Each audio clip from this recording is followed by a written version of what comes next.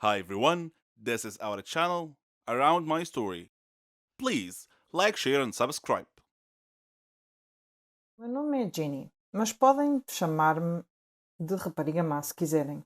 É assim que as crianças da vizinhança me chamam. Tenho uma longa história para lhe contar. Eu era a mais velha de 5 irmãos. A minha mãe morreu de doença e o meu pai ficou paralisado no acidente de viação. Ele não conseguia andar e precisava usar uma cadeira de rodas. Ver os meus irmãos a sofrer de fome e pobreza era uma visão constante em casa. O meu pai estava deprimido. Os nossos vizinhos ajudaram-nos muito, mas eu estava constantemente preocupada com o que aconteceria se eles parassem. Então decidi tentar encontrar um emprego. Eu sabia que não seria fácil porque tinha apenas 15 anos. Quem iria querer contratar uma jovem de 15 anos? Embora estivesse apreensiva e sem confiança, decidi encontrar um emprego. Fui a muitos sítios, lojas de roupa, floristas, mercearias. A resposta foi a mesma: não estamos de momento a contratar.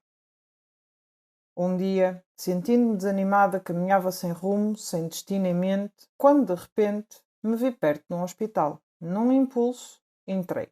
Vi uma enfermeira, mas ela parecia triste demais para falar.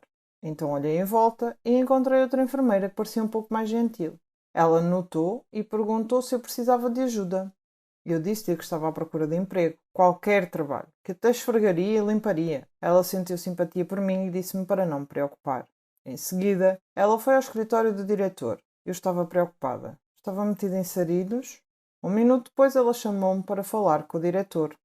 Ele parecia muito gentil e perguntou-me o nome em voz baixa. Eu disse-lhe que era Ginny. Ele contou-me que Martha, a gentil enfermeira, que estava a ajudar-me, disse-lhe que eu estava à procura de qualquer emprego disponível.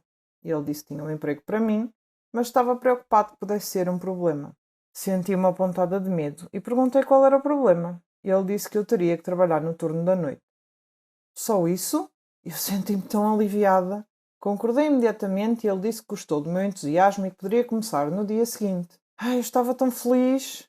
Voltei para casa rapidamente, abracei os meus irmãos e beijei a mão do meu pai.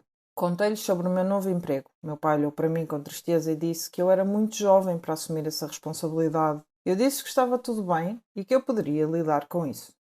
Quando eu ia para o trabalho no hospital todas as noites, havia um gangue de crianças que ficavam sempre a vaguear pela vizinhança. Eu esperava que eles não me incomodassem, mas as minhas esperanças foram em vão.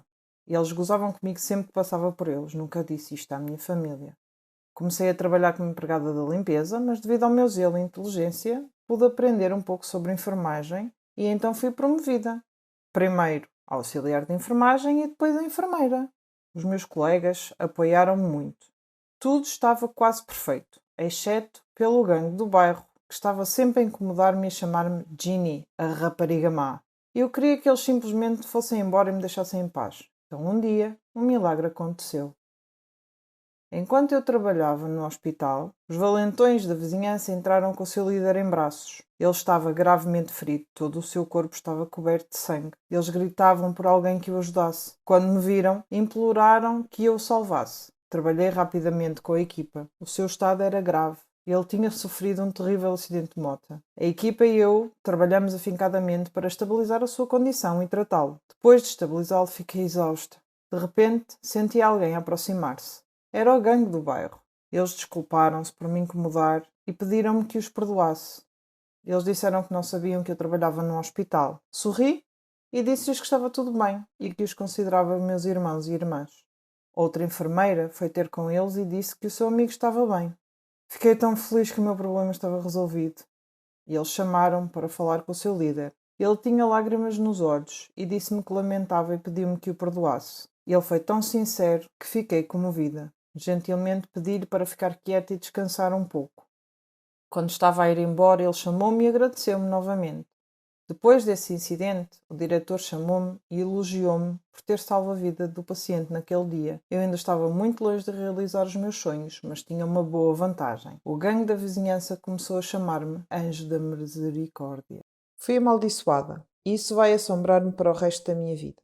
Tudo começou com uma piada, mas algumas piadas têm consequências graves, e quando isso acontece, a vida torna-se uma batalha difícil. O meu nome é Catherine.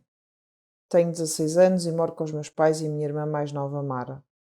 Eu gosto de música, representação e ver filmes de ação. Jogo beisebol e pratico balé. Até ganhei alguns prémios.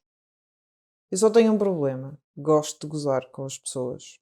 É como um vício. Nunca tive cuidado com o que digo e nem me importa quem doa. As crianças que escolhi eram realmente amorosas e gentis.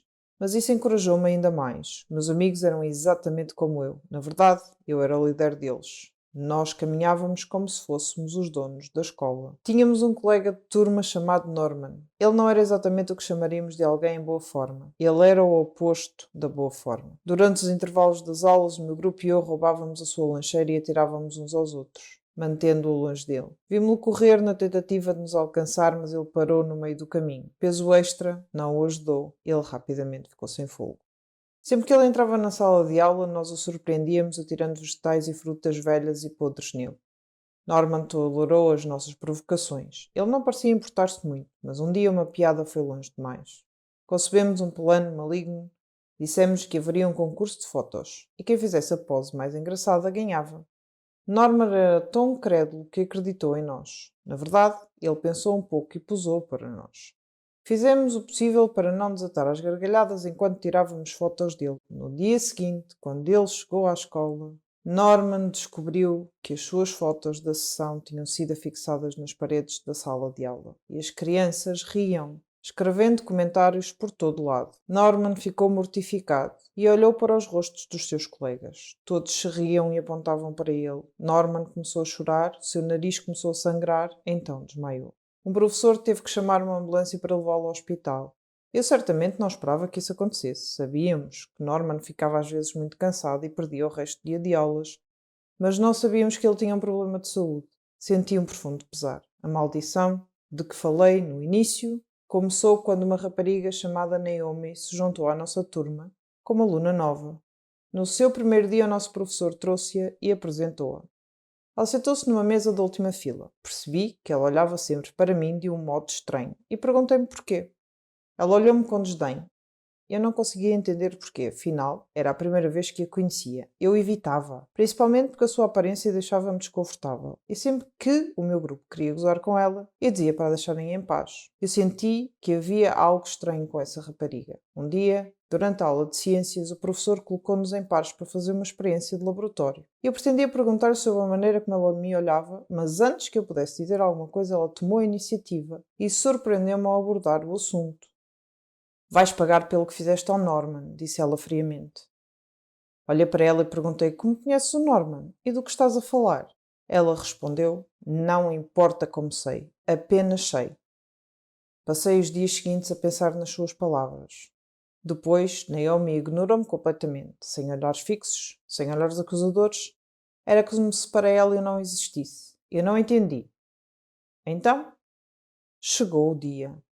Tivemos um jogo de basquetebol. Era a decisão do campeonato. Mas eu ainda estava ocupada a pensar nas palavras de Naomi. Durante o jogo eu olho para Naomi e apanhei a olhar para mim, o que me distraiu. Um dos jogadores da outra equipa de repente esbarrou em mim, derrubando-me e fazendo-me cair mal sobre um dos joelhos. A dor que eu sentia. Tive que abandonar o jogo para ser levado ao hospital. No hospital, o médico disse que eu tinha uma ruptura de ligamentos no joelho e disse que eu precisaria de uma cirurgia e de muitos medicamentos. Depois de passar pelo bloco operatório, comecei a tomar os meus medicamentos. Isso fez-me ganhar peso, embora eu não comesse muito, apenas vegetais e fruta. Eu perguntei ao médico sobre o meu aumento de peso repentino. Ele disse-me que os medicamentos que eu estava a tomar afetavam o meu equilíbrio hormonal, o que raramente acontecia, mas que no meu caso estava a acontecer. Ele disse que eu teria de ou aguentar as dores ou lidar com o excesso de peso, porque tal não iria parar. Então aí está a malta. Esta é a maldição que Naomi lançou sobre mim.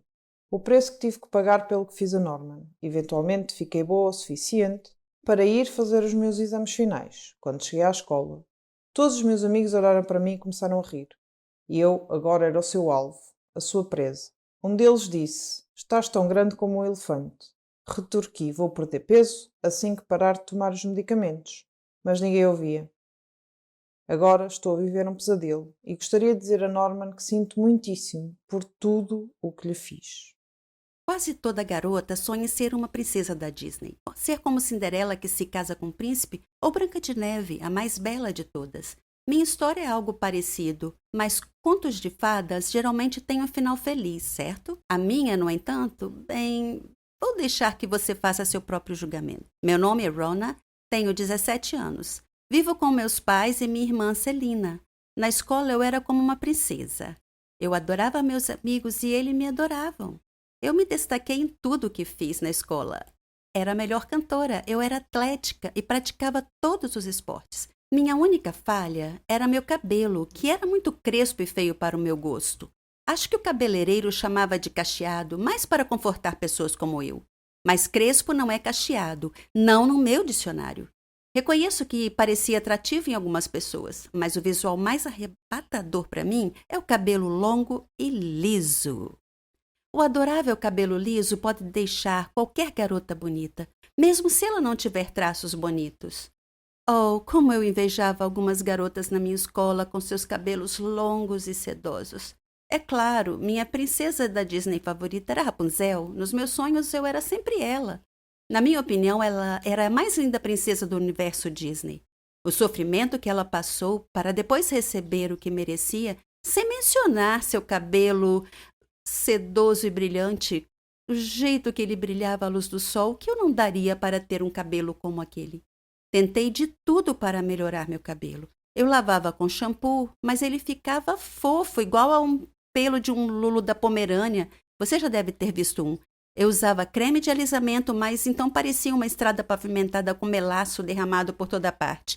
Tentei chapinhas, mas elas também não ajudaram. Não ria de mim. É a pura verdade. Todos os dias eu sonhava em ter um cabelo liso. Um dia, vi uma propaganda enquanto conversava com minhas amigas.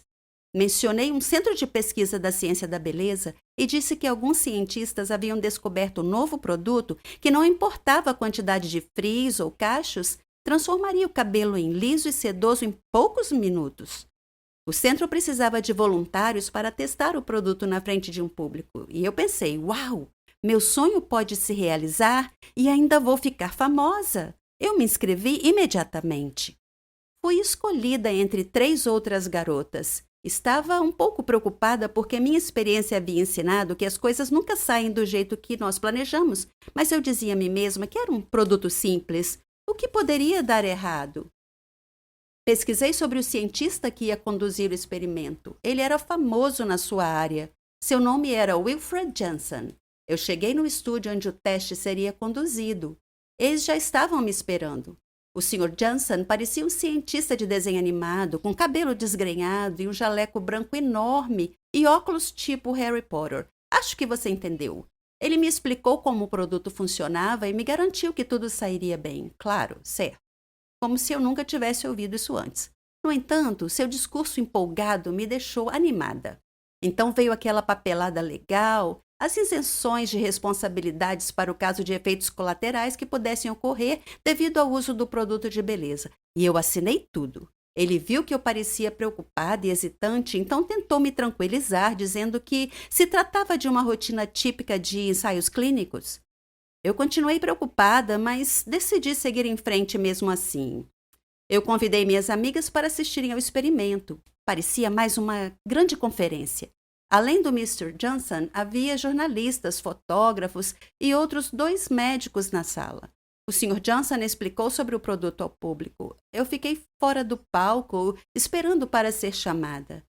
Finalmente, eles estavam prontos e fomos chamadas ao palco, onde nos sentamos em suas cadeiras de cabeleireiro. Algumas cientistas misturaram uma variedade de líquidos coloridos em frascos de laboratório em uma mesa próxima do palco. Depois disso, o Sr. Johnson encheu um frasco de spray com a mistura e se aproximou de mim. Ele sussurrou no meu ouvido que meu nome entraria para a história.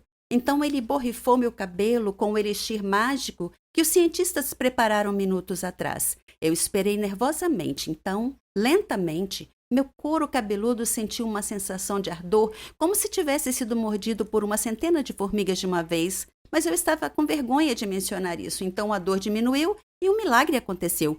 Meu